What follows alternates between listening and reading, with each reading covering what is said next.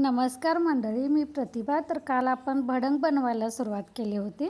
त्यानंतर आजचं पुढचं सकाळची कामं दाखवणार आहे.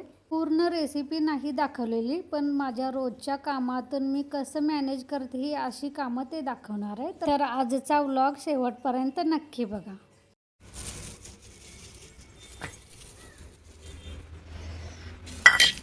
तर काल दुपारनंतर मला बनवायचं होतं, त्यामुळे इथं दुपारचं कणी लसूण साल काढायला घेतली होती. साल नाही काढली, म्हणजे गावरान असल्यामुळे कणी फक्त बाहेरची जी फुलं होती ती झाडून कणी हातानं अशी जेवढी निघते तेवढी निघून वाटीमध्ये ठेवली होती. भडंगाला लसूण भरपूर घालायची, कारण लसूण घातल्यानं भडंग खमंग असं होतं. तुमच्याकडे जर अशी गावरान लसूण भेटत असेल तर ही लसूण नक्की घाला, नाहीतर म्हणजे आपली रेग्युलरची असते ती घातली तरी चालते.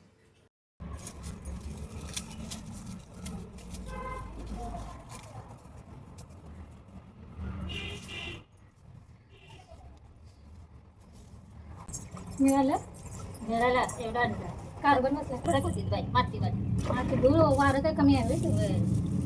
स्वच्छ एरिया ना आपला त्यामुळे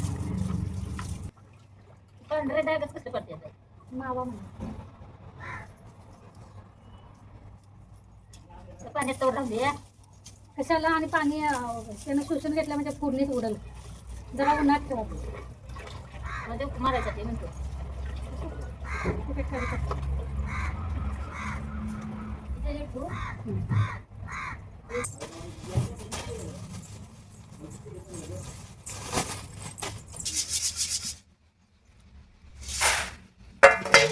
मी लसूण तयार करेतोपर्यंत गीता काकींना पलीकडल्या काकींच्या घरातलं कणी कढीपत्त्याचं झाड आहे, तर तिथला कढीपत्ता आणायला लावला होता. पण आमच्याकडे धूळ भरपूर असल्यामुळे कणी तो पहिल्यांदा धुतला चांगला, त्यानंतर थोडंसं कणी वाळवत ठेवला होता. तर तो वाळतोपर्यंत इकडे चिरमुरं चाळून ठेवलं, कारण आमच्याकडे कसं आम्ही भट्टीतून चिरमुरं आणतो डायरेक्ट, त्यामुळे थोडीशी वाळू माती वगैरे असते तर ती चाळून घेतलेली कधी पण बरं वाटतं. हे राधा, शेंगांच्या वरती ती बादली काढून देणार, शेंगांची बादली काढून देणार काय?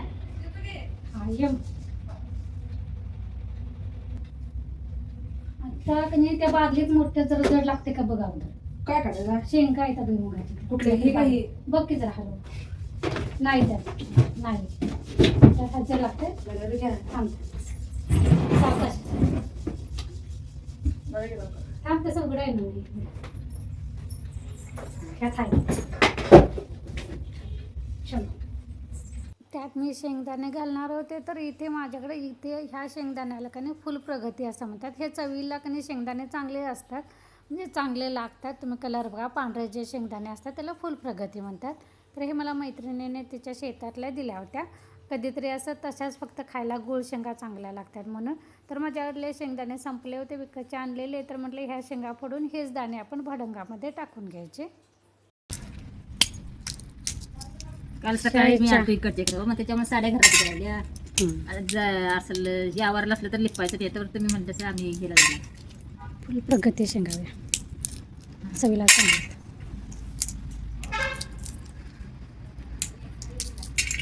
त्यानंतर इथे एका बाजूला गीता काकींना मी उभं केलं होतं फोडणी टाकण्यासाठी, दुसऱ्या बाजूला मी चहा ठेवला होता आणि त्यांना भडंगासाठी लागणारं सगळं साहित्य एका प्लेटमध्ये मसाले वगैरे काढून दिले. त्यानंतर इथं त्यांनी फोडणीला दिलेलं आहे, सगळं मिक्स करून आता चिरमुऱ्यामध्ये घालणार आहे. आणि हे सगळं आता फोडणी कणी एकत्र सगळ्या चिरमुऱ्याला लागवतोपर्यंत असं झाडाने परतून घ्यायचं. जे शेंगदाणे होते ते मी अगोदर फोडणीच्या अगोदर तळून चिरमुऱ्यामध्ये घातलं होतं. अशा प्रकारे केलं की नाही अगदी सोपं आणि चवीला पण फक्त थोडीशी कणी साखर, चाट मसाला असा घालायचा. गोड जो विकतचा भडंग असतो ना, तसाच भडंग आपल्या घरच्या घरी पण बनवायला येते.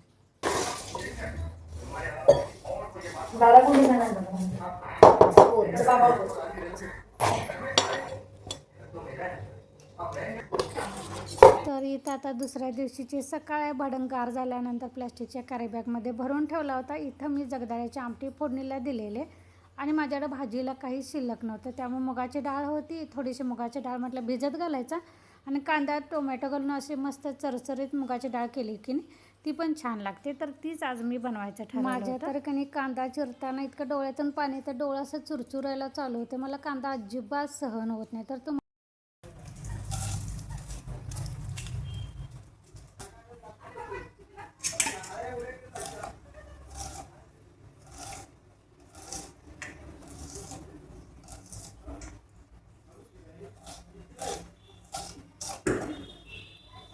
तर इथे म्हटलं की नाही डाळ फोडणीला टाकायच्या अगोदर बेसन पीठ भरून घ्यायचं, कारण काल सगळी दळपं करून ठेवली होती, म्हणजे तांदळाचं पीठ, ज्वारीचं पीठ सगळं झालेलं आणि डाळ पण केली होती. म्हणजे बेसन पीठ आमच्यासारखं लागतं म्हणून, कधी पिठलं असतं पातळ सुकं किंवा ते थालीपीठ असतं ते पण असतं, त्यामुळे बेसन पीठ करून ठेवलं तर आणि मी घरातच तयार करते.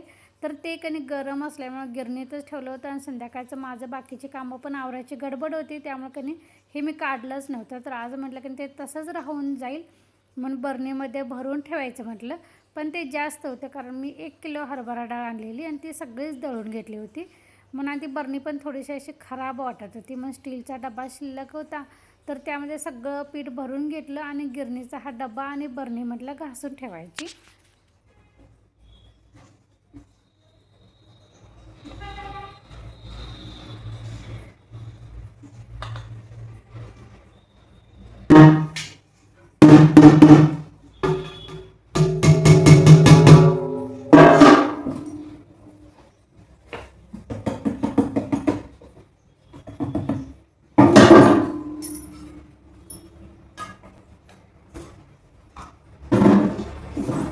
डाळ फोडणीला टाकायला घेतली तर लक्षात आलं किटलीतलं तेल संपलं होतं. मग म्हटलं तेलाच्या डब्यातलं कणी तेल काढायचं.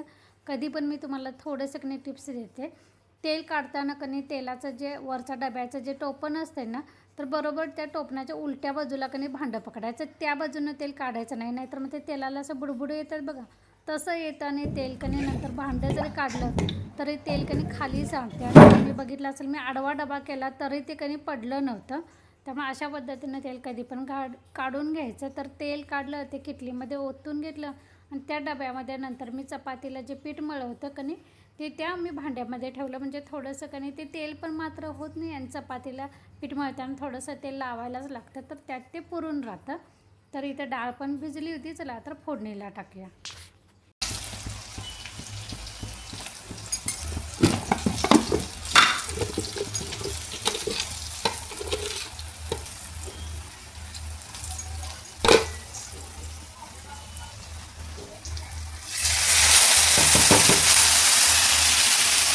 तर इथं डाळ फोडणीला टाकल्यानंतर लगेचच मी चपातीचं पीठ पण मळून घेतलं आणि ते तेलाच्या भांड्यामध्ये घालून कधी झाकण करून ठेवून दिलं.